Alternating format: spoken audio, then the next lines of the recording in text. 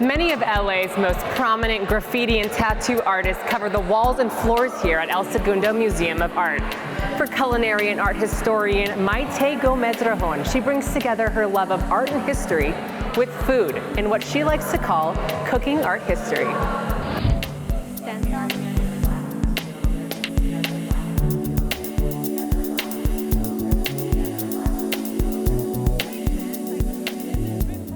For those of you who don't know me, I have a business called Art Bites, and I combine art history with food history with cooking classes. I have a background in art and art history, and then after graduate school I moved to New York, started working in museum education, decided to go to culinary school, and then started working as a private chef. When I was doing one, I missed the other, and I slowly started putting them together. I was actually researching a medieval tapestry at the Met and came across a group of medieval cookbooks. And that's when I had this first aha moment that, oh, wait a minute, every portrait here, every person was eating, and I was wondering what they were eating and what the artist was eating, and all of a sudden, art just seemed to come alive in a way it hadn't before. And inside one of them, there's graffiti, there's names.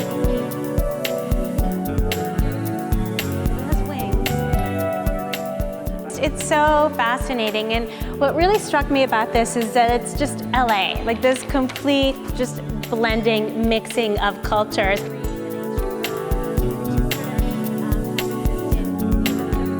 The most modern, contemporary equivalent, I think, is just Facebook. You become friends on Facebook, you write on each other's walls, you share pictures. It's the same sort of idea. It's a way to be connected to a larger community. The very first cookbook that was written in the Western world was written by, it's an ancient Roman cookbook that dates back to about 400, the year 400. That was written in sort of the language of the street. Well, first of all, I love this exhibit. I just think it's one of the best shows I've seen this year anywhere. Well, we just finished here with our graffiti art tour where we learned some history lessons. And now the fun part. We head to the kitchen for some cooking lessons, and I am ready to eat.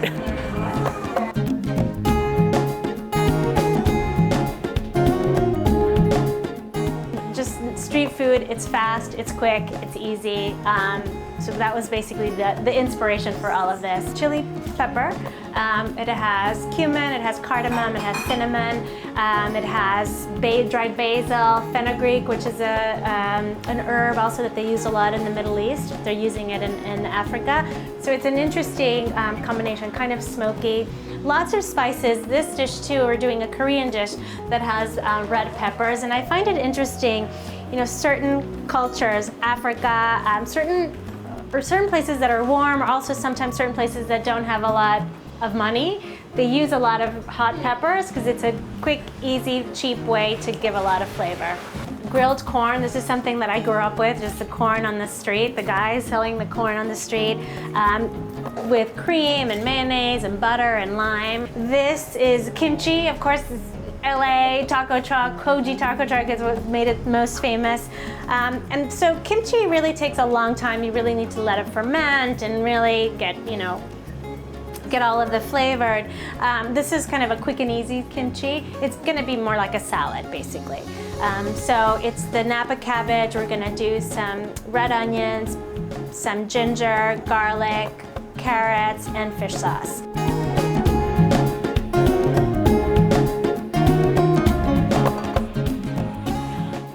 So part of the street food theme we're making fresh corn tortillas from scratch. So how do we get started here, Maite? Okay, basically what we're gonna do is make this very typical, simple, traditional dish.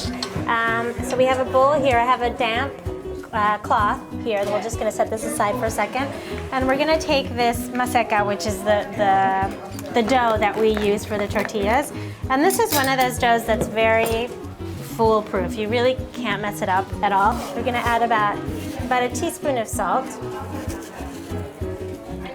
And then we're gonna add some warm water. So about a cup and a half of warm water. And then you just mix it. Oh, and this get your hands dirty. Yeah, get your hands dirty. Do you wanna do it? I'll try. You just really wanna mix it until it feels a little bit like, kind of like Play-Doh, like it's a little bit sticky.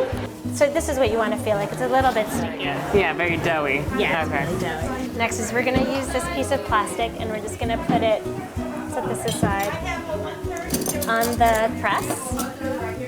And this is definitely, you want to use this, otherwise it's just going to be a huge mess if you use it directly on the dough. And you make basically little ping pong balls. And then you put it on them in the center and then close it over and just squish. Oh, It's a perfect. beautiful little tortilla. All right, guys, it's tortilla time.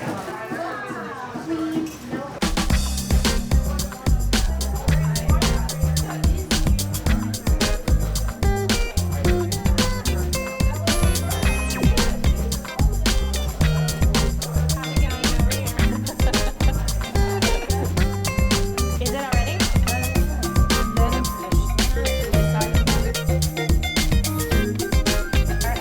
They look all right, except that one kind of done. Okay, so now the tortillas, beautiful tortillas you made, we put them here and we're just cooking them.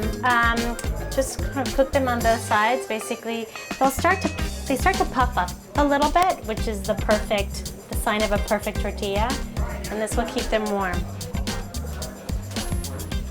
And there you have it. Fresh corn tortillas made from scratch.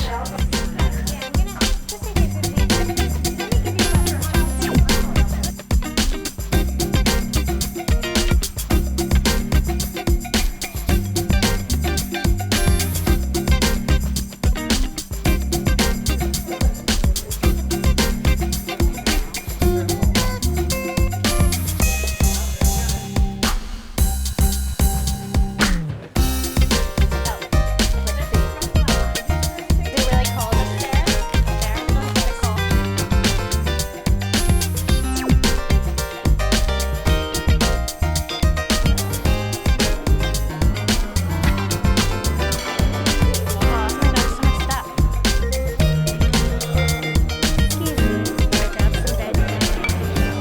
Beautiful food, beautiful art, beautiful people.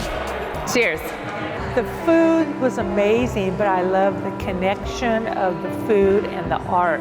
And the title of the class. It was great meeting all the different people from different walks of life and seeing how we all enjoy. And food brings people together.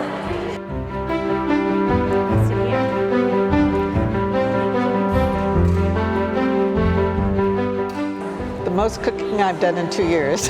I love when everybody sits down and starts eating and there's this is great, and clapping, and I love seeing that people start working together and talking, and I like the social aspect of it. More than anything, I think that's the most exciting part for me, is that it just makes people happy.